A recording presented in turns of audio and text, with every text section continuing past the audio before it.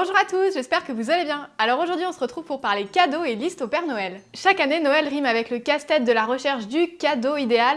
Alors si vous avez quelqu'un dans votre entourage qui fait de la couture et que vous voulez lui faire plaisir, vous êtes au bon endroit. Je vais vous proposer une sélection de 8 idées cadeaux autour de l'univers de la couture. Et d'ailleurs peut-être que si vous cousez aussi, vous aurez envie d'en mettre quelques-uns sur votre propre liste. Ces cadeaux dans l'ensemble sont tous assez accessibles en termes de tarifs. Vous verrez, il y a une palette assez large, d'une quinzaine d'euros à une cinquantaine d'euros. Et de manière générale, c'est surtout des cadeaux qui ne sont pas des cadeaux techniques, donc que vous pourrez acheter et choisir même si vous n'y connaissez rien en couture. Je vais vous parler de pas mal d'objets et d'accessoires, je vous mettrai bien sûr tous les liens en description, donc n'hésitez pas à aller y faire un tour. Et puis on commence tout de suite avec la première idée, c'est une paire de beaux ciseaux.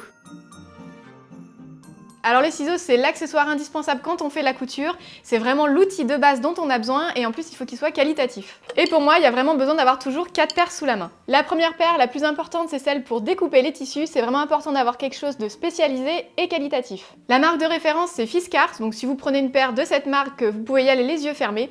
Moi j'utilise des Mondial Tissus qui me vont aussi très bien. Moi j'ai aussi toujours sous la main une paire de ciseaux cranteurs, alors ça c'est vraiment indispensable pour faire tout ce qui est marge de couture, rentrée de couture de manière bien propre. Les tout petits mignons en forme de cigogne, ça c'est des ciseaux de broderie, c'est indispensable pour couper les fils, faire tous les petits travaux de finition et donc travailler de manière précise. Et la dernière paire, les basiques de chez Basique, des ciseaux classiques pour couper les papiers et notamment découper vos patrons, surtout n'utilisez pas ceux pour le tissu, vous les abîmeriez. Deuxième accessoire, une règle de mesure pour faire ses boutonnières et un poinçon pour les ouvrir. Alors ça, c'est deux accessoires que j'ai découverts récemment, je les ai pas testés, mais j'en ai tellement entendu parler, vous pouvez pas savoir comme ils me font de l'œil. Faire des boutonnières bien nettes et bien propres, moi je trouve que c'est toujours le passage un peu rébarbatif dans la couture, donc tout petit objet qui peut nous aider est le bienvenu. La règle de mesure va donc permettre de répartir de manière harmonieuse et facile ces boutonnières sur le projet, et puis le petit poinçon de les ouvrir de manière bien nette. Allez, on regarde la troisième idée cadeau, c'est un kit avec une planche, une règle et une roulette de découpe. Alors c'est des accessoires moi dans lesquels j'ai vite investi et que je trouve quand même très pratiques. Dès que vous aurez des découpes droites ou quasiment droites, en fait ils vous permettront de couper de manière très rapide et nette. C'est un vrai gain de temps et ça sera notamment très utile à ceux qui font du patchwork. Le tapis de découpe il est pratique pour ne pas abîmer ses supports avec la roulette, par contre je vous conseille d'investir tout de suite dans quelque chose de plus grand, le mien est un peu petit. La règle graduée c'est vraiment hyper pratique pour mesurer dans tous les sens, avoir des angles droits, différents repères et couper de manière bien droite. Il en existe de toutes les tailles, moi j'ai la grande mais il y en a aussi une plus petite que j'ai pu tester et qui est bien pratique. Et puis la roulette, façon roulette à pizza, donc très pratique pour faire des grandes découpes et il en existe des plus petites pour le travail de détail. Quatrième chose que vous pouvez offrir et qui fera très plaisir, c'est un abonnement couture. Offrir un abonnement à un magazine de couture, ça peut être aussi super chouette et inspirant pour quelqu'un qui fait de la couture. À l'intérieur, on va retrouver des lookbooks d'inspiration, mais aussi plusieurs patrons, et puis toutes les explications qui permettent de réaliser les modèles. Les deux grands noms des magazines de couture, c'est Fibre Mood et La Maison Victor, mais on peut aussi trouver d'autres magazines un petit peu moins connus, mais qui fonctionnent très bien, comme par exemple les Katia Fabrics. Je les ai découverts récemment, et je trouve qu'ils sont aussi un univers qui est très sympa. L'avantage de ces magazines, c'est qu'on va retrouver à l'intérieur plusieurs patrons. Après, je trouve que les explications sont souvent un petit peu moins détaillées que dans des patrons vendus à l'unité, donc on le réserve plutôt à des personnes qui ont déjà fait de la couture. Et puis pensez aussi aux livres, ça peut être des très beaux objets, on retrouve aussi à l'intérieur plusieurs patrons. Je pense notamment à un livre qui est sorti tout récemment et qui est hyper original. Il s'appelle Coudre un vestiaire unique, comment adapter un patron à ses envies. Il est proposé par Fibre Mood avec deux couturières qui sont aussi influenceuses, que vous connaissez peut-être, 10 Years Apart et Jolie Bobine. Et donc à l'intérieur, elle propose plein de hacks de patrons et vous montre comment l'adapter selon vos envies. Du côté des abonnements, on peut aussi offrir un abonnement à une box couture. Alors ça, le principe est le même que toutes les box qu'on peut recevoir tous les mois chez soi. Là, l'idée, c'est d'avoir une box autour du thème de la couture avec à l'intérieur un patron, un tissu, tout le matériel de mercerie pour réaliser le projet, les explications bien sûr, et de pouvoir réaliser un projet de A à Z. Pour quelqu'un qui fait de la couture, le principe est vraiment chouette, ça nous permet de sortir de notre zone de confort.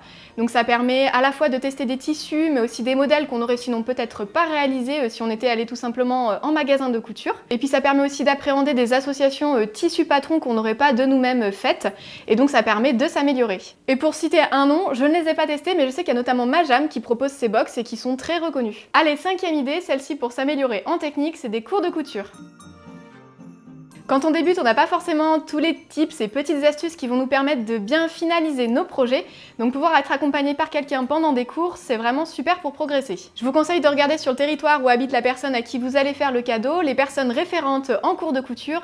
Ça peut être à la fois dans des boutiques, mais aussi des associations où il y a même des créateurs qui proposent des cours particuliers. Allez, sixième idée, une boîte de couture pour éviter de crouler sous le bazar quand on est en train de coudre. Les boîtes à couture, vous allez voir, il en existe un nombre infini de tailles et de formes variées. Tout d'abord, on retrouve les boîtes traditionnelles en bois qui s'ouvrent en accordéon. Ça, faut avouer que c'est quand même les plus jolis modèles. Il y a un petit côté vintage qui me plaît beaucoup, mais moi je trouve que c'est quand même pas hyper pratique. Je trouve qu'on n'accède pas très bien aux objets à l'intérieur, c'est pas facile quand on veut les nettoyer, les dépoussiérer, et puis surtout c'est hyper lourd. Et donc aujourd'hui, moi je vous conseillerais plutôt d'aller vers des boîtes en plastique. Alors je sais, c'est pas terrible, mais je trouve que c'est plus léger, il y a plus de casiers, c'est plus fonctionnel, plus adapté. Le fait qu'elles soient transparentes, on voit bien aussi tout ce qu'on a rangé à l'intérieur, et elles sont facilement transportables car plus légères. Et puis pour un cadeau encore plus complet, n'hésitez pas à ajouter des boîtes complémentaires spécifiques. Ça peut être par exemple une boîte pour les canettes, une pour les bobines de fil, une pour les bobines de fil à broder. Voilà, ça permet d'avoir une vision d'ensemble de tout ce dont on dispose. Idée numéro 7, un set de fils de bobines de bonne qualité. En couture, on a toujours besoin de fils de couleurs variées à assortir en fonction des projets et des tissus choisis, donc un kit qui regroupe des couleurs différentes peut être très utile. Choisissez-les de bonne qualité. Moi j'avoue que je ne jure que par les fils Gutermann, à la fois pour leur qualité mais aussi le rendu sur les vêtements. Mais il existe aussi d'autres marques qui en proposent et qui pourront très bien faire l'affaire. On passe à notre 8e et dernière idée, une housse pour machine à coudre. Les machines à coudre sont souvent vendues avec des housses protectrices ou des coques, mais c'est souvent peu pratique pour le transport et puis pas adapté parce qu'il y a peu de poches de rangement. La housse, c'est donc un joli accessoire à la fois esthétique mais aussi pratique qui vous permettra de protéger votre machine quand elle est chez vous et la mettre à l'abri de la poussière, mais aussi de la transporter beaucoup plus facilement. Vous verrez, il y a des modèles très classiques et simples, très jolis, mais avec une poche de rangement qui vous permet de stocker votre ouvrage en cours par exemple, et puis vous avez des modèles complètement fous avec des dizaines de petites boîtes de rangement pour tous vos fils et accessoires de mercerie. N'hésitez pas à aller fouiller un peu, moi j'en ai repéré avec des motifs très sympas. Et voilà, j'espère que vous pourrez trouver votre bonheur dans ces 8 idées cadeaux et ainsi faire plaisir à une couturière à Noël. Et puis si vous pensez à des accessoires ou objets que j'aurais complètement oubliés, n'hésitez pas à les mettre en commentaire. Moi je vous dis à tout bientôt avec plein de nouvelles vidéos.